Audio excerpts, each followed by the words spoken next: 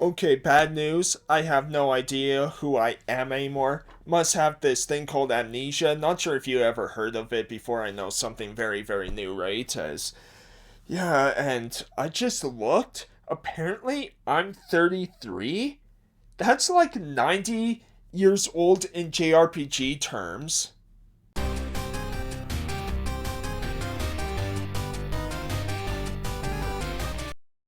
Hey everyone, how's it going? Total Level here as, yes, I got my memory back. I know, it's a miracle anyways. Today we're talking about JRPG tropes and talking about ones that I love along with ones that kind of annoy me, right? So I have five for each one as, yeah, there's a lot of overused tropes and cliches that I love in JRPGs, and then there's ones that, yeah, I do get kind of tired of hearing about or seeing over and over again, right? So, yeah, I thought this would be fun to do, to kind of talk about. So, what I'll do is I'll start with, ones that annoy me first, and then go with ones I love and kind of go back and forth. So, annoy, love, annoy, love. Kind of like my life. Anyways, so let's just begin as my first one that does annoy me. Let's get out of the way what I made fun of in the intro, amnesia.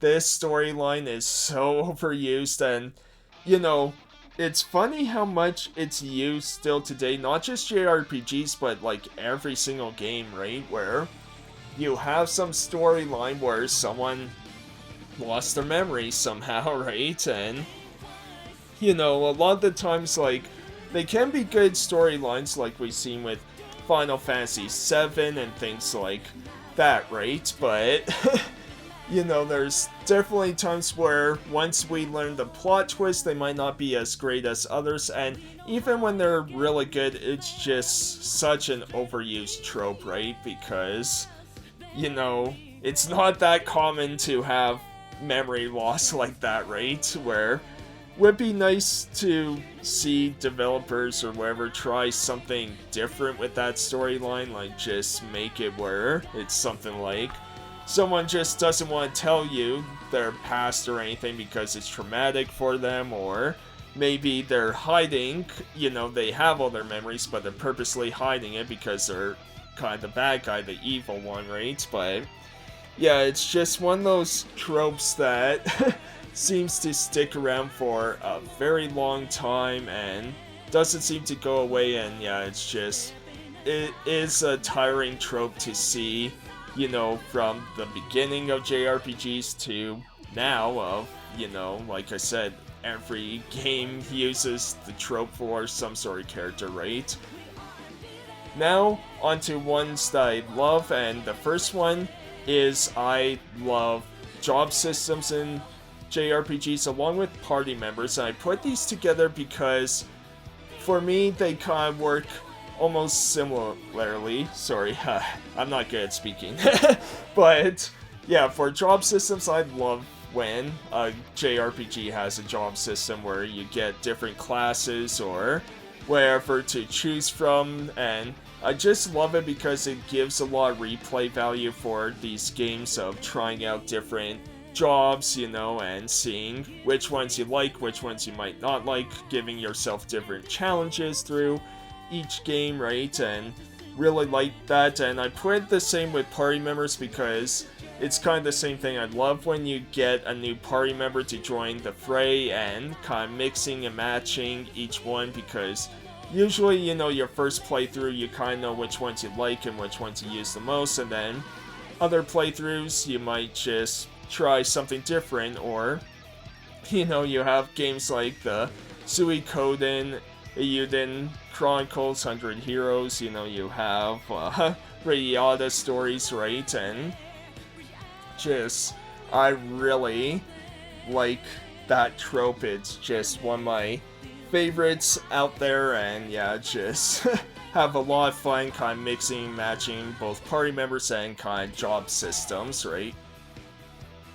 So, on to my second trope, which, yeah, I didn't put these in any sort order or anything, just, yeah, they're kind of, just mixing and matching, but it's, yeah, kind of. The second trope that does annoy me that we've been seeing a lot is the teenage hero. So now, let me just clarify that I understand, for a lot of JRPGs made for, Japanese audiences first and everything. A lot of the demographics, at least for Persona games, are targeted towards teenagers. They're kind of the ones that buy the games the most, at least I believe that's why I saw for Persona, that those games are, teenagers like playing them the most out of all the demographics, right? So makes sense to have those games, have this high school setting with teenagers kind of front and center, right? But it is a bit of an annoying trope for me because,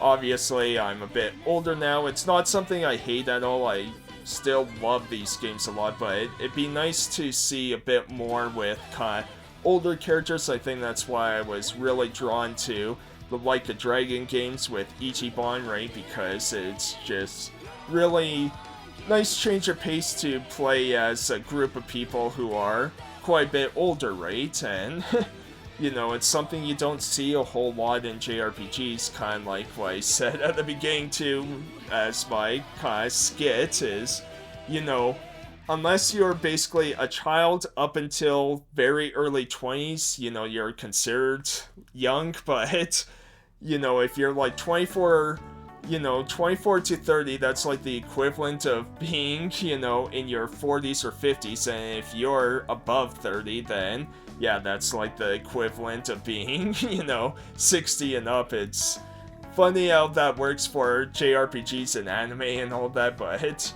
yeah, it's just something that, again, I'm, like, it's not something I hate, but, yeah, it is something I wish we get more of, kind of, middle-aged heroes here and there, right? And, a lot of the times, a lot of these games are centered around those teenage heroes, and let's face it, as teenagers, that's probably when we're at our dumbest, too, so it's kind of one of those things, too, that it's like, teenagers seem to be the smartest people in these games, right? And that's, again, at the moment where, those times were probably our dumbest. We did the dumbest things during those times, right? But, again, nothing that I hate, and I understand, like, it's a trope used for a lot of those Japanese audiences, but it'd just be nice to have more of those kind of older people in these JRPGs, right? And then ones that I love, so I love the ultimate weapon trope. I just love when you're playing just a JRPG and, you might beat the game beforehand or whatever, but a lot of JRPGs will have certain side quests, certain mini games to play to have you unlock this ultimate weapon, usually used to defeat kind of, your super bosses and everything, right? And I just love that because for JRPGs, big reason why I love them is so many of them allow you to be as powerful as ever. Like, there's some that, have enemy scaling and all that, but a lot of them, it's just like, you know what, we'll let the player decide how easy or difficult the game is, and having those ultimate weapons, it's just so satisfying to me. Yes, sometimes those side quests to get those ultimate weapons are very tedious, but the reward is very, very satisfying to me, and I just love that trope in JRPGs. And now for my third JRPG annoyance, and that's the whole trope of you beat a boss, but we're just kidding. So this is used a lot, in a lot of JRPGs where you have to fight the same boss multiple times, and a lot of the times, like, especially Trails games, there'll be ones where it's just like, oh, you defeated this boss, and then you get to the cutscene and it's like, no, you didn't, or, you have to defeat that boss, like, 3, 4, 5 times in a row before you finally defeat it, or sometimes in the case of Trails games, which it's a series I love to death, but they do this way too often is you'll fight the same boss, not just multiple times in one game, but across like 3, 4, 5 different games, right? And it's just, that gets really tiring where, even when you get to a point of finally defeating this person once and for all, it's just not as satisfying as it should be, and it's just kind of annoyance where it's like, oh, just stay dead already, right? And some games, you get that very satisfying moment where it's like, okay, finally we defeated you, and you're just so relieved to be done with it. And yeah, but I guess that's the thing, is sometimes it's very satisfying and sometimes it's just like, okay, good, I never want to see you again, right? And yeah, so it is one of those things that can be a bit annoying for me. And then for my third one that I love, and that's the whole trope of defeating a god. Now, for some, I know this will probably be one that you would put yourselves in kind of an annoyance, but for me, it is so satisfying for these games where, like Persona is a big one where you're defeating an actual god a lot, right? And man, those boss battles and final bosses and all that are so satisfying, and doesn't even have to be a god, it's just one of those like really powerful, overwhelming looking bosses that you're able to take down is just one of the most satisfying moments for me in JRPGs. It's why I love them, and it's a trope that I never get tired of, because kind of talking about ultimate weapons and feeling so powerful in JRPGs, it's a big reason why I love JRPGs, is that power, right? And taking down this insurmountable being, right, that looks impossible and then you're able to do it, is just one of the best feelings in JRPGs for me personally. And now for my fourth trope that annoys me, and that's the unwinnable battles. Like, these just feel so pointless to me. So back with Trails, this happens a lot where you get into a situation where you're not supposed to beat this boss or win this fight or anything, and man, it's just it can get really annoying. Some games do it really well, but it's just, to me, it's kind of wastes of time, and sometimes you get ones where it doesn't quite feel like you're not sure if you're supposed to win or not, right? And so you use up a lot of your resources, your potions and everything, and then find out it's like, oh, I'm not meant to win this fight, or I don't have to win this fight, and it's just, because Tales of games do this quite a bit too, and I don't know, I feel like I'd rather just get some cutscene rather than make me push a few buttons just to lose a battle, right? It's kind of like, okay, why am I fighting this if I'm not supposed to win at all or anything like that? And yeah, it's just one of those ones that annoys me, because yeah, I don't exactly see the point in most of these unwinnable battles myself. And then my fourth one that I do love is having, this isn't like in every single game, but there are a good number of JRPGs that use this trope, and that's kind of advanced leveling systems or skill trees, right? I love customization. I love that aspect of JRPGs, and not just a simple, oh, you get the next best weapon available to you or next best armor, but you also get to get all these different outfits, and you get like these big skill trees or leveling systems where you have branching paths to go through. And again, just like I said about job systems and party members, it just adds so much replay value for me, and I really enjoy this trope. It's just really fun, and yeah, I love when for some people they might enjoy, more simple systems and everything, but for me, I love when we get very crazy with customization and skill trees and, not so much with crafting or anything, though it depends on the game because, that's the biggest thing with the Atelier games is crafting, right? And it's not going to be for everybody, but for me, for that type of game, man, do I find that so fun and addictive, and there's so much you can do, and yeah, so many items to create, and trying to find, all that sort of balance, right? It's just a trope I personally love. I know it's not going to be everyone's favorite trope, and it's probably why it's not used in every single JRPG, but a good number of them have become a lot more advanced, a lot more,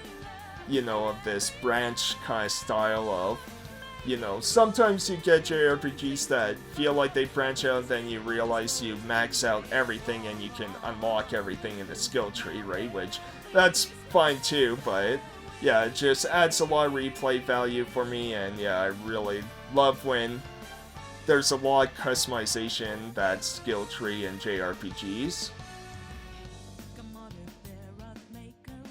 And on to my fifth and final JRPG trope that annoys me, and this happens quite a bit, and it's when the main character knows a certain something that no other party member knows about, and this main character won't tell anyone about it. So I love Xenoblade Chronicles. Like, I love my playthrough of that game this year that I did back in January, but one thing that I did get annoyed with Shulk is because he had these visions and could see, certain parts of the future, but he would never tell anyone about what he saw, or a lot of the times he would be very vague. Like, there were times where he would say things, but a lot of the times he would be super vague about it and just like, oh, just tell everyone they all support you, man. Like, I don't know why it annoys me so much, and it's the same with Final Fantasy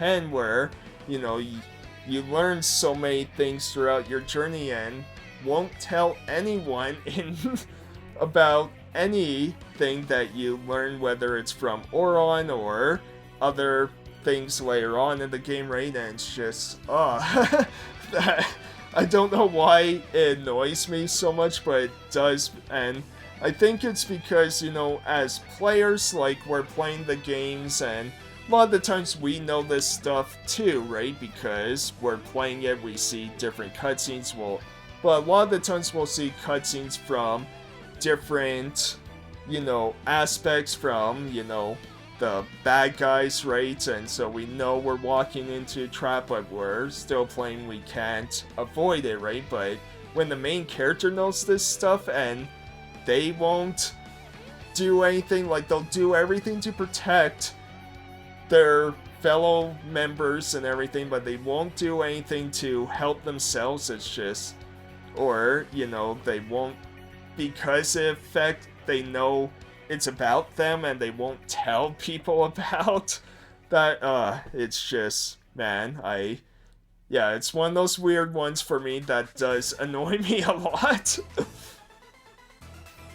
And then the final one that I do love, and it's a big reason why I love the Persona games, and that's the social elements you get in a good number of JRPGs, especially lately now, because, Persona, you have a lot of those social links, right, which are really fun for me to, play through and learn about the characters, end up in relationships, things like that. It's always such a cool trope to me, and I know, like, it's a big reason why people loved Fire Emblem Three Houses, because I still have to play through that game, but from what I know, it has so many social elements and different paths for you to take on that for the social aspects, right? And it's just a really cool thing because you really get to know more backstory of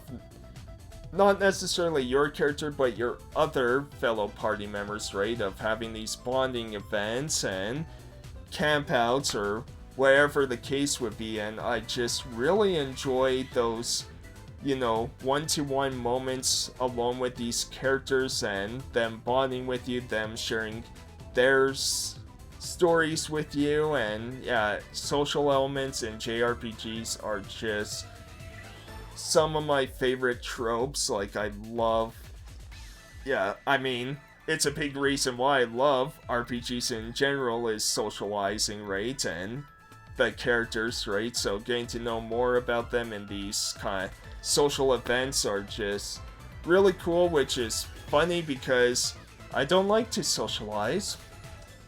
Weird how that works, huh? And so those are 5 JRPG tropes that I love and 5 that annoy me. So what do you think? Do you agree, disagree with some of my picks? Let me know in the comments, and let me know in the comments too about your JRPG tropes of ones you love, ones that you hate, annoy you, whatever the case would be, right? I would love to hear all your thoughts on this. And yeah, thank you all for watching. Really appreciate it. I'll see you next time, everyone. Thanks. Have a great rest of your day. Hey everyone, hope you enjoyed the video. If you did, be sure to leave a like and comment, and subscribe if you want to see more, or if you just want to see any of my skits and then nothing else and leave the video, that's fine too. Thanks everyone, take care.